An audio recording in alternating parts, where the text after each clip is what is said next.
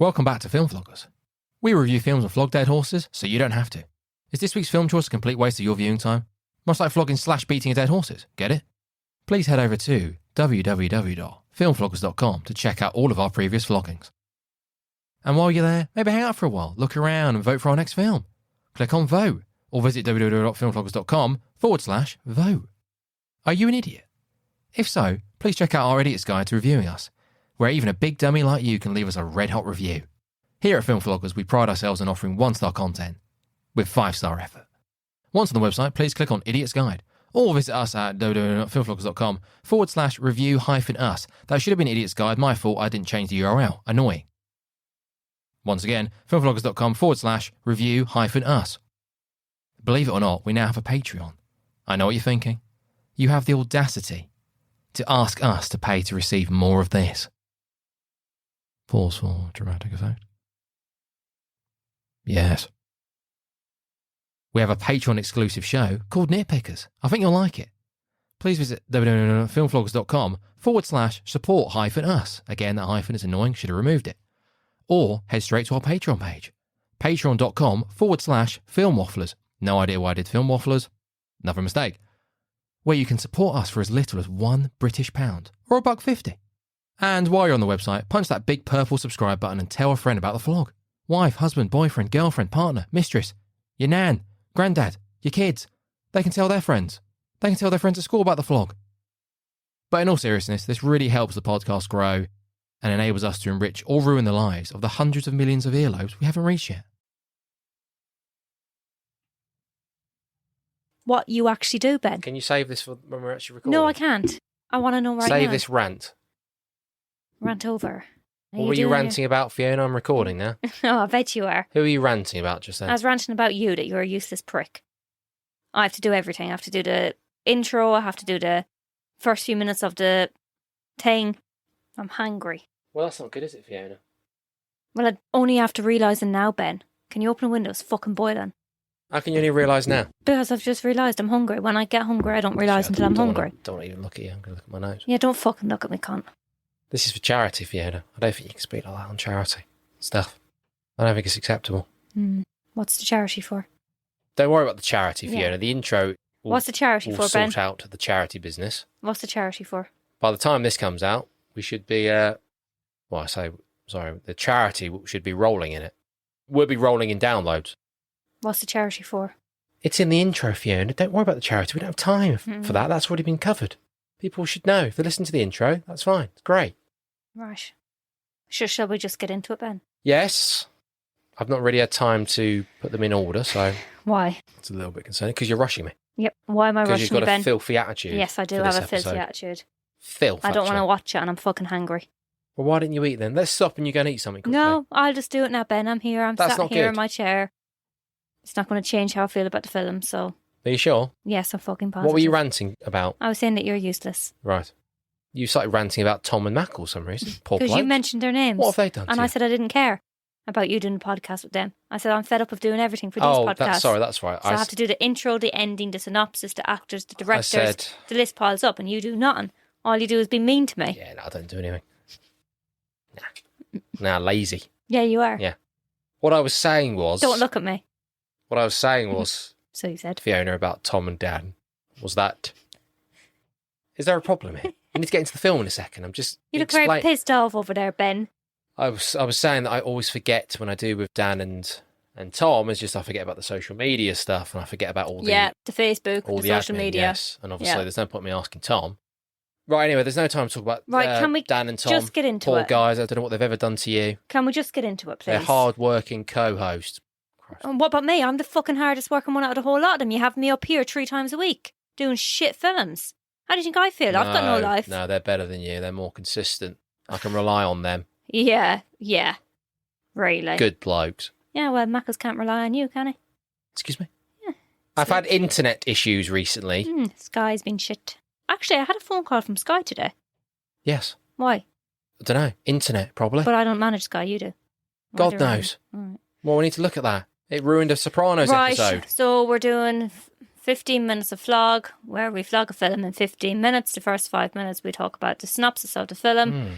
the director and then the actors, and then we move on to 9.5 minutes about the movie, and in the last 30 seconds Ben shits himself and tries to summarise the film, which never goes to plan. During the 15 minutes, if one of us is droning on, aka Ben, then we say Happy Halloween because it's Halloween. And once the 15 minutes are over, we're not meant to talk about the film, but we always do.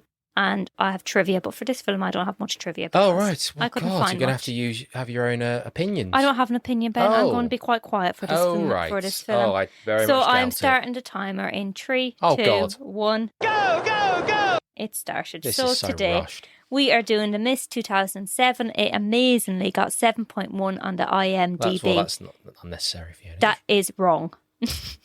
Stephen King adaptation from one of his novels, and it is a freak storm unleashes a species of bloodthirsty creatures on a small town where a small band of citizens hide in a supermarket and fight for their lives. Directed by Frank Darabont.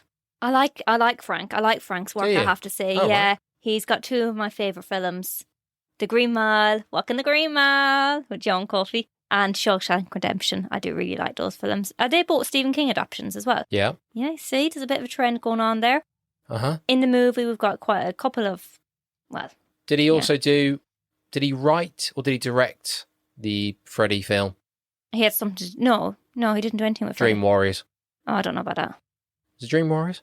That doesn't mean The anything. third Freddy film, I think. Did he not have something to do with It that? doesn't mean anything to Oh, me. right. Okay. You've got Thomas Jane as David Drayton.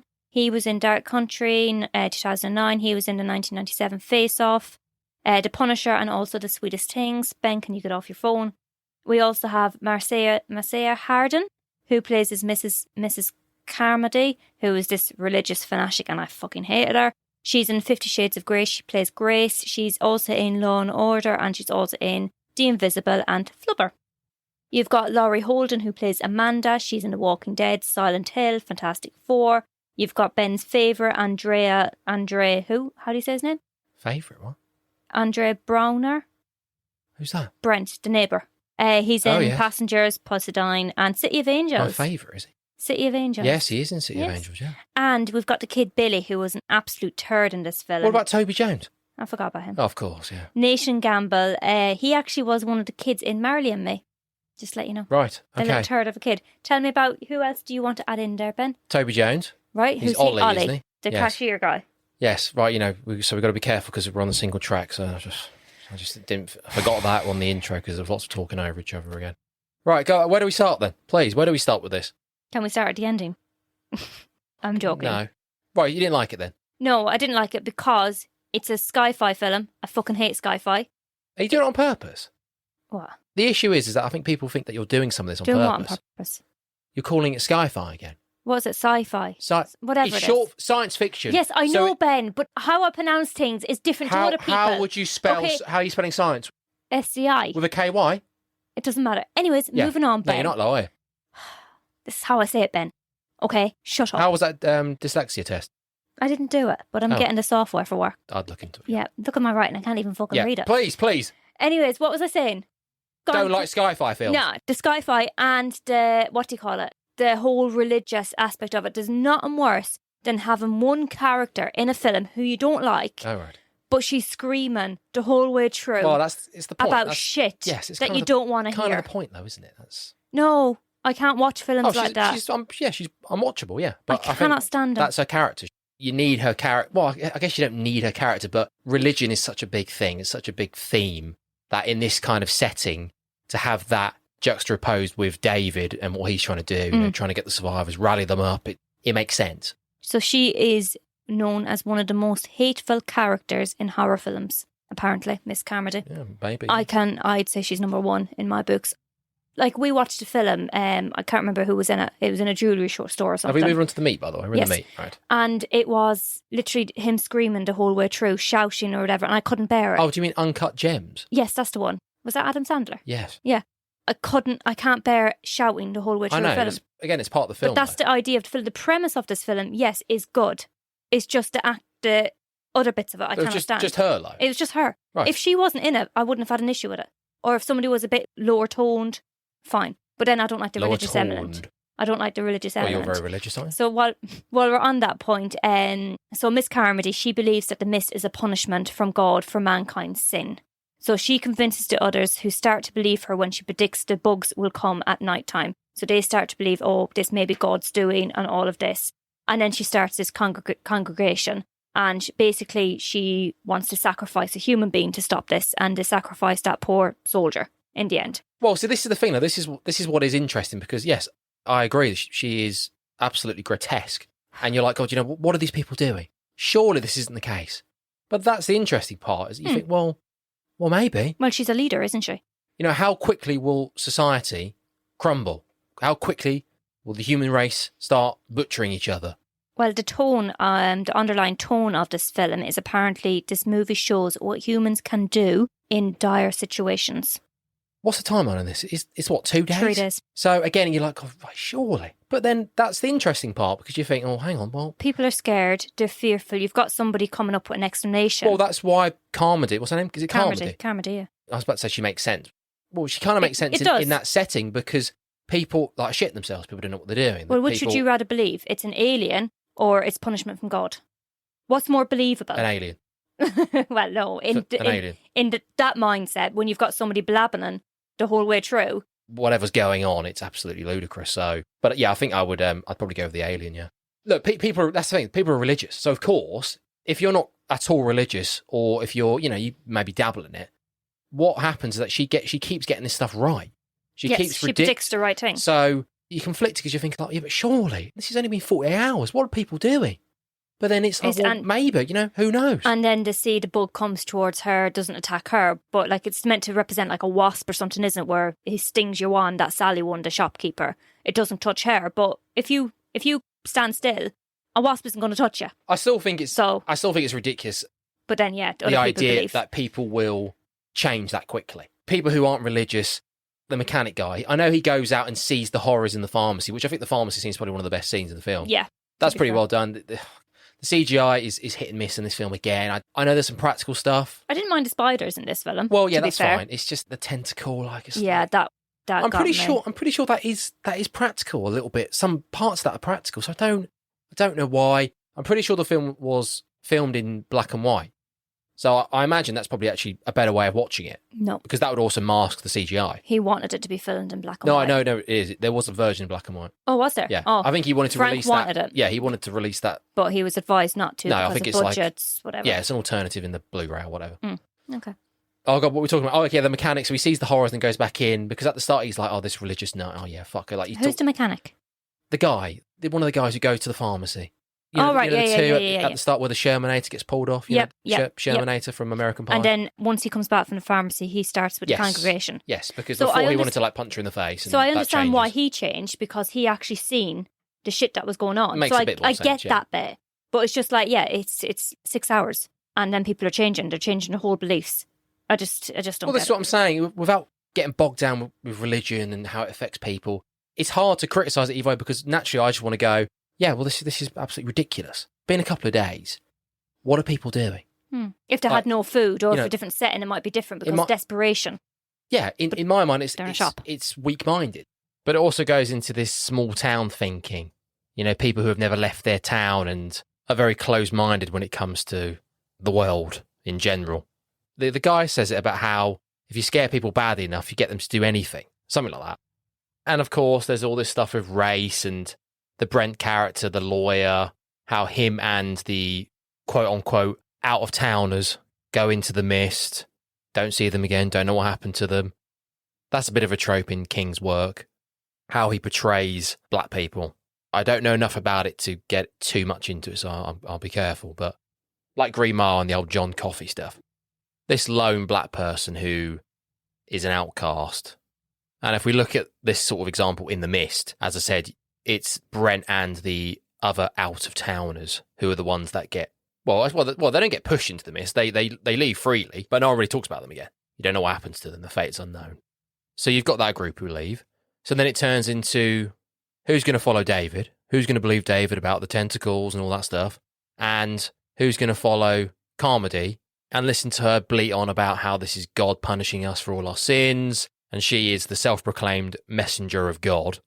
So everyone needs to follow her and realise it's all their fault. And if we bow down to her, we may get out of this in one piece. By all means, follow someone who's predicting how all these events are going to turn out. All right, let's move on, fucker. Or Happy Halloween from the whole... What? Yeah, you're droning on. No, I wasn't. So the ending, what do you think of the creatures, first of all? So the bugs that fly into the glass and all of that. Yeah, okay, when it's practical, yeah. Takes me out of it a little bit when it's CGI, but... So what's the story of it behind that? It's like a door to a different universe or something? Well, yeah, I wasn't that interested in that. I don't get it. The idea that From the army? Well, again, that goes into the whole God thing, isn't it? Scientists playing God. I said move on, fucker, about science and God. No, but that's interesting. That's an interesting point. Okay, sorry. Surely that's part of it, isn't it? Okay, well, I'm only Yeah, I'm not interested. I'm not really interested about where they've come from. Yeah, well, it's kind Whatever. of the main thing of the story. I like the idea of the fog coming across. The mist. The mist. That's a different film. Yeah, the mist coming across, and you don't know what's in it, and the guy running out going, "Oh my God, there's something in the mist." I like that. That's good. Yeah, I like that. But why wasn't your one killed? The one that left to go save her children. Why wasn't she killed? She left the thing. I don't quite know the rules. I'm assuming. Is it because she was being selfless? Yeah, but that means that there's something. Well, yeah, a higher power. Well, yeah, I'm doing the God shit. Move again. on, fucker. Happy Halloween. I think it's supposed to demonstrate that the creatures won't attack unless they feel threatened. Maybe. I don't know, because we don't hear if she saw anything. But then, because, technically when they go into the pharmacy, they're going into where the creatures are. Mm. So they feel threatened, so they start attacking. Mm. The bugs, I don't know. I like the idea of the spiders. God, don't die. The webs, burning his leg off or poisoning his leg. The pharmacy seems top notch, yeah. So we've got 4 minutes left, so we need to talk about the ending. So the ending is quite controversial, and apparently it was a real struggle for Frank. He was approached by many studios who wanted him to make the film on one condition, that he changed the ending, but he refused. Good. Stephen King loved the idea of the ending, and he wished that he had it in the book himself. So the ending is, you see, what's his name? Drayton driving off with a couple of the characters in a car, runs out of petrol on the way there. There's a gun. There's only 4 bullets. There's 5 of them in the car. He kills them all in the car. Waiting for the creatures to come get him. Again, it's like, well, you sort of think, can you not just hold off a little bit? You're like, Christ. On reflection, I think the idea that they've had to leave the shop. And he has to live with his actions. So that links in with the fact that they've had to, I talked about how society and how quickly it can descend into chaos, and that Ollie guy, Toby Jones, shame he gets it, about how humans, fundamentally are an insane species, is what he says, about how put them in a room, very quickly they're going to start picking sides, and it's going to lead to chaos. Yep. Right, fine. I think Mark Twain says something interesting about the fact of, because humans have a choice and they can choose right and wrong. Basically, they've got morals, they've got morality, as opposed to other species in the world who just don't. They just do stuff because it's in their nature and it's their instinct. Yeah, humans can actually choose to be evil and can choose to do horrible things to other human beings. And that's quite interesting. What was I saying? The ending. Yes. Yes. So, thinking about the fact that he's seen his wife, I'm not quite sure how slow they're going. I understand it's misty, so they're not getting very far. So I don't know how far they've gone out of town, because the army catches up with them pretty quick. So I don't really get that. But the mist seems to be clearing by the time the army catches up with them. It just clears like that. Yeah. But they've seen that fucking behemoth thing going across the road. So just before he kills everyone, he's seen that. They've run out of, obviously, petrol, so they can't, that's it. They've only got that gun. They've just come from the horrors in the shop. When they're driving, he sees the kids in the bus, doesn't he? They've all been webbed up. So he sees that, so he's maybe thinking, oh God, that's going to happen to old, what's his face? He's also seen his wife, and the whole thing about, the window, that's maybe why she died, because the window he promised to fix, he didn't fix. Oh God, he's very guilty. It's like, well, maybe, yeah. Because realistically, they struggle to get past that. What the fuck are they going to do with that massive behemoth thing that they've just watched walk past them? If they're littering the earth now, well, they're finished, aren't they? So what's the story? How does it end in the novel? I think something on the radio pops up about... to go to a different town, basically. This, Hartford or something, Hertford. Okay. And he goes, this... So we never clarified what happened on the ending. So he gets out of the car, he starts screaming. Next thing we know, we hear this noise, and it's the rumble of the army barracks coming along.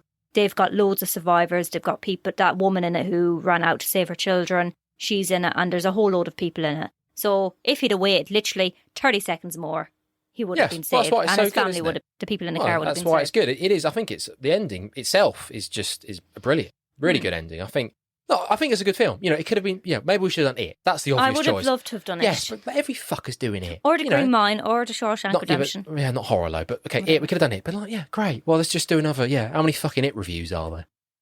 Maybe we'll do that in the future. How many missed reviews are there? Well, I don't know. Well, the ending is very controversial. I actually think this film was very interesting. I actually think it's... And why do you think it's When interesting? I first watched it, I was like, that was decent. Well, I think the ending is brilliant. I think that's a much better ending than King's version. Mm-hmm. King agreed. I like the idea of the monsters. I like the idea of this mist coming across and you don't quite know what's in it, and the idea that the mist is descending outside and it's also descending in the shop. The mist is like people lose control. The mist goes over their eyes or whatever you call it. Oh, for fuck's sake! Good film. I think it's actually I think it's one of those that's probably a little bit underappreciated. There's some interesting elements going on. I think 50 minutes is nowhere near enough to talk about this film properly.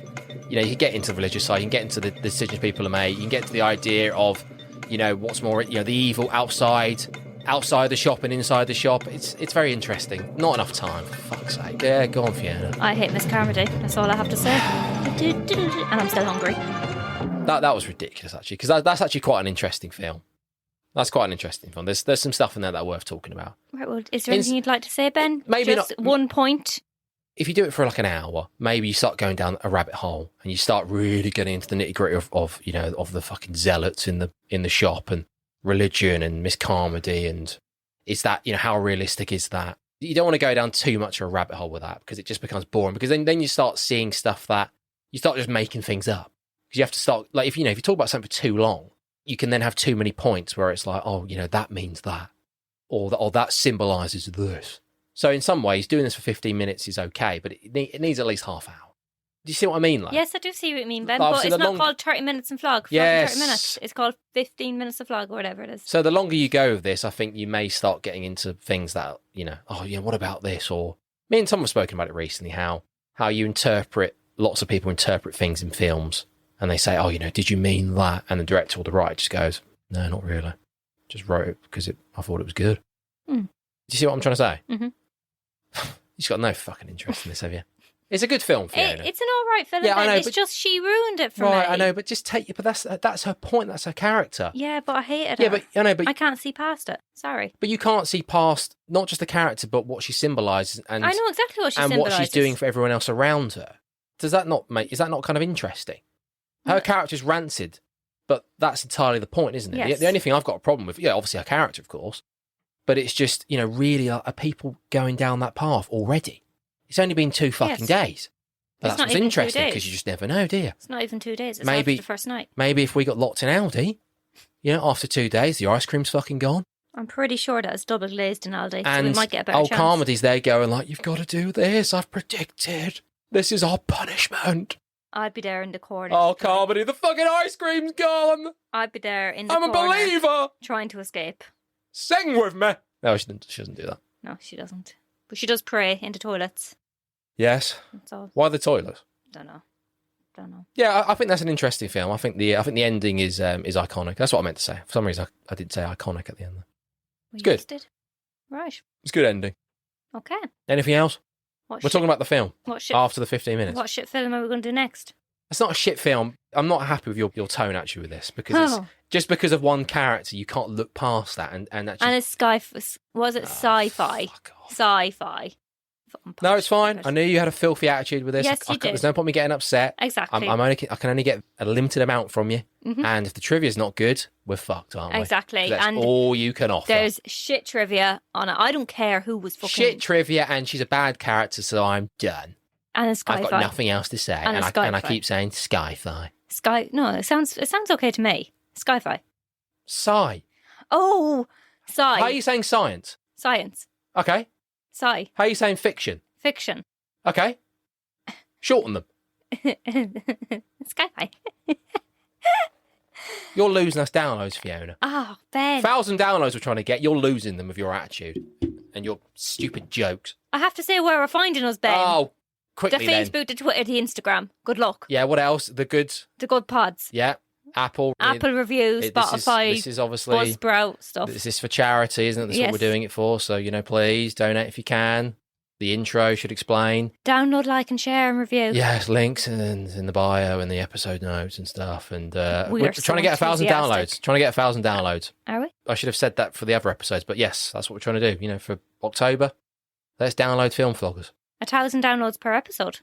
Ideally, yeah, but obviously for the whole of October, yeah. We're not quite there yet. We're close, but we're not quite there yet. Right, I'm really burning up, Ben. I have to go. Okay, God, thanks, Fiona. God, it was like Stephen King was in the room. It was really good. It's a pleasure as always. Goodbye, fucker. Yeah, thanks, everyone. Sorry about that. Hello and welcome to What's Our Seat Number. If you're listening to this trailer, you're deciding whether or not you're going to listen to this podcast. Good. But chances are we've lost you already. Good. Wait, what? No, come on, Matt. What? Well, I mean, it takes what, like 10 seconds for people to lose interest in things? I am not being defeatist. They've gone already. It's for now. Well, now they are because we started arguing, so we've both sort of driven them out. Well, go on then. Tell the dead air who we are. Okay, the dead air. The dead air. The cadaver. The people who aren't listening anymore. I'm taking control. You introduce yourself, and then I'll introduce myself, and then we'll talk a little bit about what we're doing, all right? It's going to sound more professional that way. Go. Okay.